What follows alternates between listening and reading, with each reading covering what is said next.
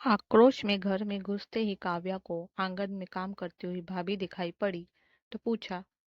भाभी, मम्मी कहाँ है? अरे दीदी प्रणाम, अचानक कैसे आना हुआ आपका? क्या बात है दीदी? ना हाय ना हेलो, बस मम्मी जी की खोज खबर। आइए बैठिए तो सही। कहते हुए हाथ का काम छोड़ सिया ने काव्या के पैर छुए और बैठक की तरफ संकेत किया। काव्या को अपनी गलती का आभास हुआ तो वो सिया के पीछे पीछे बैठक की तरफ बढ़ते हुए बोली। अरे कुछ नहीं भाभी, बस अभी धूप में चल कर आई हूं ना, इसलिए लड़खड़ा गई तनिक। दीदी आप बैठिए, मैं अभी आई, कहकर सिया रसोई में चली गई। बैठक में बैठे बैठे काव्या सोचने लगी कि कितना बदल गया है सब कुछ। शादी क्या हुई जैसे मायका पराया ही हो जाता है। और तो और माँ बाप भी बदल जाते हैं। देखो ना, जब एक बहुत अच्छी बड़ी कंपनी में उसका ऑफर लेटर आया था तो उसकी सास ने नौकरी करवाने से मना कर दिया था। ससुर और पति से इस विषय पर कुछ भी आशा नहीं थी, क्योंकि यह महिलाओं का मामला है और महिला ही इसे अच्छे से समझ सकती है, कहकर पल्ला झाड़ लिया था। काव्या भागकर मायके आई थी और मम्मी को सारी बात बताकर इनसे राय मांगी, तो इन्होंने तपाक से मना करते हुए घर की जिम्मेदारियों और सभी का ध्यान रखने की बात कहकर एक लंबा चौड़ा भाषण दे दिया था।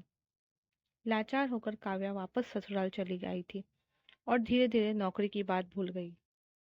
भाई सुमित की शादी सिया से हुए अभी साल भी नहीं बीता है कि कल ही मम्मी ने फोन पर बताया कि सिया की जॉब लग गई है और वह अगले हफ्ते से ज्वाइन कर रही है। सुनकर वह तिलमिला गई थी मम्मी के इस दोहरेपन से। उसने फोन पर तो कुछ नहीं कहा, लेकिन अगले दिन आमने सामने बैठकर उनसे बात करने को सोचा था, लेकिन आज वह घर पर ही नहीं मिली। काव्या के विचारों को विराम दिया सिया की आवाज ने। लीजिए दीदी, मूंग की गर्मा गर्म मूंगफली और उबलती हुई कॉफी।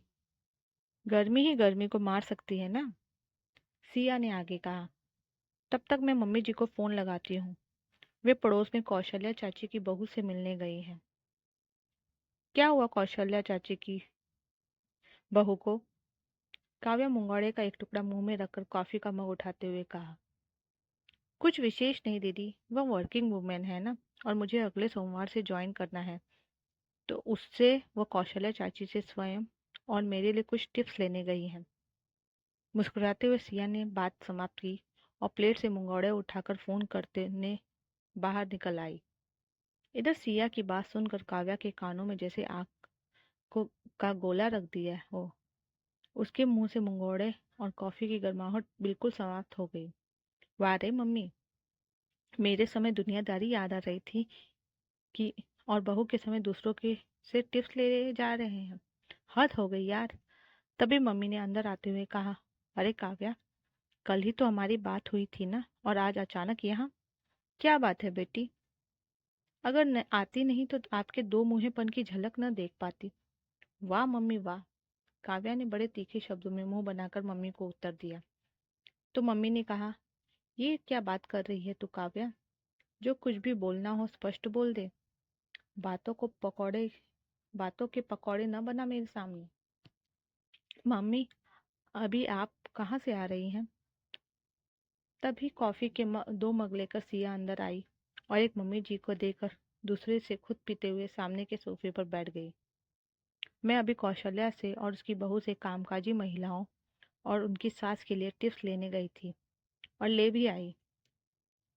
कॉफी का घूंट भरते हुए मम्मी ने कहा। और मम्मी, मेरी नौकरी के समय आपने तो पूरा अनुसूया चरित्र ही सुना दिया था मुझे। तब क्या हो गया था आपको? ओह, ये मामला है, कहकर मम्मी मुस्कुरा पड़ी। इत्मीनान से मुंगोड़े खाते हुए वो बोली। काव्या, ध्यान से सुनो। सिया मेरी बहू है। सिया की खुशियों पर मैं ध्यान नहीं दूंगी तो यह मेरी खुशियों पर क्यों ध्यान देगी? दूसरी बात, सिया के बाहर जाने में इसके पति की कोई मनाही नहीं है। रही बात तेरी, तो तू इस घर की बेटी है। तू जिस घर की बहू है, उसके परिवार के बुजुर्गों व पति की सलाह को मानना तेरा कर्तव्य बनता है। मेरी सलाह तेरे दाम्पत्य जीवन को यदि कलह से भरने वाली हो तो मैं ऐसा भला क्यों करूंगी? जब तेरे पति व सास की इच्छा नहीं थी तो मैं तुझे नौकरी करने को क्यों उकसाती? क्यों तेरे घर में झगड़ा लगवाती? एक बात और सुन ले। तेरे जाने के बाद मैंने तेरी सास से इस विषय में बात की थी।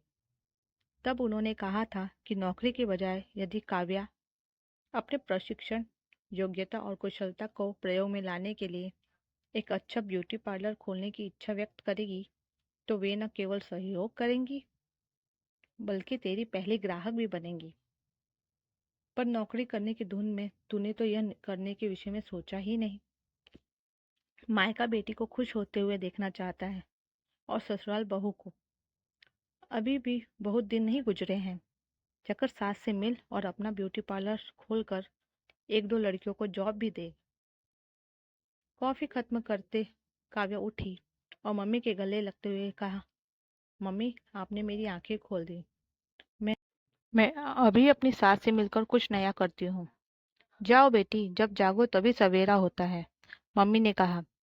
सिया को बाय बोलकर काव्या सरपट चाल से घर से बाहर निकल गई।